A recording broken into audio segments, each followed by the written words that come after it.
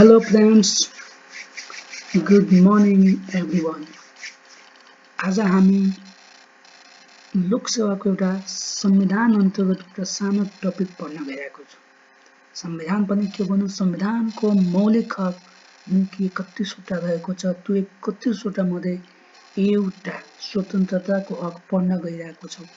यो चाहिँ एक्जामको लिखित एक्जामको दृष्टिकोणले एकदमै महत्त्वपूर्ण रहेको छ।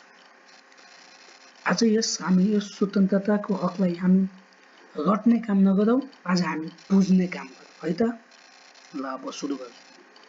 हाम्रो यो स्वतन्त्रताको हक कहाँ उल्लेखित छ? पहिला संविधानको भाग 3 मौलिक हक भन्ने भागमा धारा 17 मा उल्लेख गरिएको छ। यति कुरा याद गर्नु होला। र अब हेरौँ, स्वतन्त्रता भन्नेको अलिकति फ्रीली मान्ने पहिला बुझौँ। फ्रीली माइन्ड, हाम्रो माइन्डमा कसैको कन्ट्रोल छैन। हामी सोच्नको लागि हामी फ्री माइन्ड भएर कसैसँग पर्मिसन नलिइकन हामी सोच्न सक्नेछौँ। त्यो हाम्रो स्वतन्त्रताको अधिकार हो। हामी अहिले के गर्न सकेको छौँ? हामी जहाँसुकै जान सकिरहेको छौँ, जहाँसुकै खेल्न सकिरहेको छौँ, जहाँसुकै मन लागे मनोरञ्जन गर्न सकिरहेका छौँ, जहाँसुकै मन लागे घुम्न जुन काम लागे त्यो काम गर्न सकिरहेको छ। यो हाम्रो सबै के हो? एक किसिमको स्वतन्त्रता हो। यो सबै त हामीले गर्दै आएको हो र यही कुरा हाम्रो कानुनमा पनि उल्लेख गरिएको छ। सरसर एकचोटि हामी कानुनको हेरिहालौँ के कस्तो छ। यहाँ हेरौँ के भनेको छ। नेपालको संविधान 2072 को भाग 3 को धारा 17 मा स्वतन्त्रताको हक उल्लेख गरिएको छ, जुन न्याय बमोजिम रहेको छ। पहिलोमा के छ? कानुन बमोजिम बाहेक कुनै पनि व्यक्तिलाई व्यक्तित्वको स्वतन्त्रताबाट रोक लगाउने छैन। यो त स्वतः हो, सबैलाई थाहा भएको कुरो हो। कानुनले जुन नगर भनेको बाहेक जे जति कुरा अलाउड छ त्यो सबैबाट कुनै पनि व्यक्तिलाई रोक्ने छैन। त्यो नै हाम्रो पहिलो पोइन्ट दिएको छ स्वतन्त्रताको हकमा। दोस्रोमा नेपाली नागरिकलाई न्याय बमोजिमका हक छ। मतलब नेपाली नागरिक जुन नेपालमा होस्, नेपालको होस् या बाहिरको होस्, तर नेपाली नागरिकता प्राप्त गरेको हुनुपर्नेछ। पहिलो यसको पोइन्ट के छ? विचार र अभिव्यक्तिको स्वतन्त्रता। हामीले भने अनुसार पहिलो के छ? हाम्रो विचारमा हाम्रो अभिव्यक्ति जुन हामीले बोल्ने कुरोहरू छ त्योमा कसैको पनि कन्ट्रोल छैन। कसैले हामीलाई यो गर, यो सोच भन्ने हामीलाई कसैले दबाब दिने छैन। बुझ्नुभयो? अर्को हेरौँ, सेकेन्ड पोइन्ट के भनेको छ?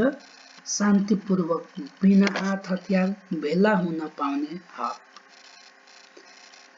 जसै अहिले हामीलाई कुनै अप्ठ्यारो, कुनै गाह्रो, कुनै किसिमको यातना, कुनै किसिमको के भन्छ दबाब परेमा हामी के गर्छौँ? अहिले पनि मानव जस्तै एउटा स्कुलको कुरो अहिलेको परिवेशमा स्कुलको कुनै पनि विद्यालयमा कुनै टिचरको कमी भए त्यसको कारण कुनै क्लास खाली भयो, क्लास पढाइ भइरहेको छैन। सो त्यसको अनुरूप त्यो फुलफिलको लागि विद्यार्थीहरूले आवाज उठाउँछ। सो आवाज उठाउनको लागि यहाँ त कसैले त रोका गरेको छैन। सो विद्यार्थीहरूले बिना कुनै हात हतियारको शान्तिपूर्वक भेला भई आफ्नो आवाज प्रकट गर्न सक्ने एउटा हक हो। त्यस्तै हामीलाई अब कुनै किसिमको चेतना फैलाउनु पर्ने, जस्तै अहिले आजकल हाम्रो समाजमा के भइरहेको छ कि जस्तै आइएनजिओहरूले के गर्दै आएको छ?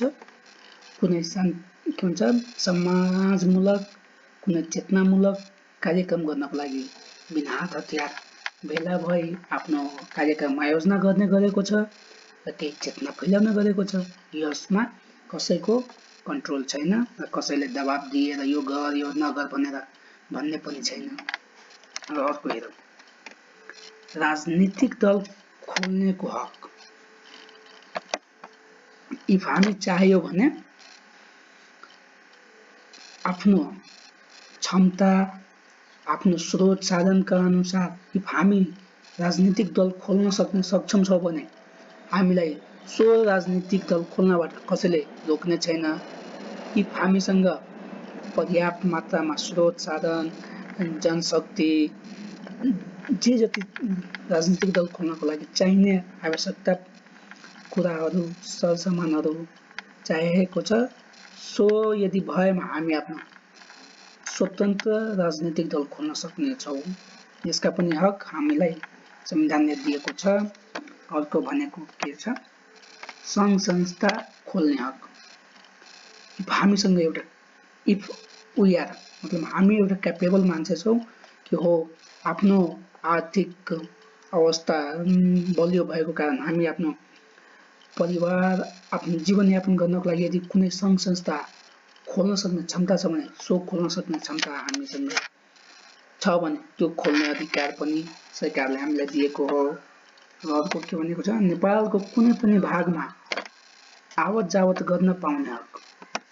यो स्वत हामी जुन अहिले पनि गर्दै आइरहेको छौँ सधैँदेखि। पहिला के थियो, जुन स्वतन्त्रताको हक नभए बिना पर्मिसनको कुनै पनि ठाउँमा आउने जाने गर्ने काम पनि वञ्चित गरिएको थियो। तर अहिले के छ, अहिले लोकतन्त्र शासनको समयमा हामीलाई स्वतन्त्रताको हक दिएको छ, जस अनुसार हामी नेपालको कुनै पनि भागमा आउन जान गर्न सक्नेछौँ। तर कानुनले प्रतिबन्ध लगाएको ठाउँ बाहेक कुनै सुरक्षाको कुनै देशको सुरक्षाको लागि त्यो ठाउँमा प्रतिबन्ध लगाएको छ। सो ठाउँ बाहेक नेपालको जुनसुकै ठाउँमा पनि हामी आउने जाने गर्न सक्ने हामीलाई हक रहेको छ। अर्को के छ, नेपालको कुनै पनि भागमा जुन पनि पेसा उद्योग खोल्न व्यापार सञ्चालन तथा कारखाना खोल्न सक्ने हक। यो हामीले भर्खर यहाँ होइन सङ्घ संस्था खोल्ने हक रहेको यो र त्यो लगभग उस्तै हो। यो माथि मात्र सङ्घ संस्था यहाँ भनेको जुन पनि पेसा हामी किसानी खेती उद्योग खोल्न सक्ने कुनै व्यापार सञ्चालन गर्ने कुनै कारखाना गर्ने यति हक अधिकार हामीलाई संविधानले दिएको छ। तर यो त भयो संविधानमा लेखेको जस्ताको त्यस्तै। यदि परीक्षामा यो सम्बन्धी स्वतन्त्रताको हक सम्बन्धी वर्णन गर्नुहोस् भने सोधेमा हामीले त संविधानमा जे उल्लेख छ सो त लेख्नै पर्ने हुन्छ। तर अलिकति एडिसनल अरूभन्दा अलिकति फरक बनाउनको लागि अलिकति मिठो अरूभन्दा फरक आकर्षण बनाउनको लागि हामीले यो 2 पोइन्ट अझ थप्नेछौँ यहाँ भयो। तर के भनेको छ, नेपालको सर्वम सत्ता भौगोलिक अखण्डता स्वाधीनतामा अथवा संघ बीच वा जात जाति बीच धर्म बीच नैतिकता शिष्टाचार वा प्रतिकूल शिष्टाचारमा प्रतिकूल असर पर्ने कार्य गर्न नपाउने। सो यसमा भने अनुसार यसरी कानुनद्वारा प्रतिबन्ध लगाएको ठाउँमा घुम्न नपाउने। त्यस्तै यहाँ के भनेको छ, नेपालको सर्वम सत्ता भौगोलिक अखण्डता स्वाधीनतामा असर पर्ने कार्य गर्नु नपाउने अथवा त्यसको स्वतन्त्रता नभएको र कुनै समुदाय कुनै सङ्घ संस्था कुनै जात जाति धर्म बीच यिनीहरू बीच पनि प्रतिकूल असर पर्ने कार्य गर्ने अधिकार नभएको हक नभएको र शिष्टाचार नैतिकतामा पनि कुनै असर पर्ने स्वतन्त्रता नभएको। अब अर्को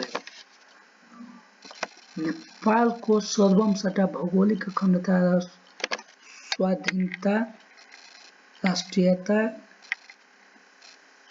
सार्वजनिक शान्ति सार्वजनिक यहाँ मिस्टेक भएको छ, सार्वजनिक शान्ति सार्वजनिक स्वास्थ्य सार्वजनिक नैतिकता सम्पादक सहिष्णुता वा कुनै पेसा रोजगार गर्ने अवस्थाबाट व्यस्त विरोधको कार्य यहाँ पनि मिस्टेक भएको छ, विरोधको कार्य गर्ने अधिकार छैन। देशको सबम सट्टा भौगोलिक अन्तर्राष्ट्रियता, स्वाधीनता, सार्वजनिक शान्ति, सार्वजनिक स्वास्थ्य, सार्वजनिक नैतिकता योहरूमा असर गर्ने कार्यमा कुनै पनि छुट छैन, सबैमा प्रतिबन्ध लगाइएको छ। यसका स्वतन्त्रताको हक पनि हाम्रो छैन। सत्य यति हामी लेखे हाम्रो इक्जाममा हाम्रो एन्सर छिटो मिठो र अरूभन्दा फरक बास्ना दिने एन्सर हुनेछ। हस्, आजलाई यति। I hope you all guys have understand. Thank you very much. See you next time.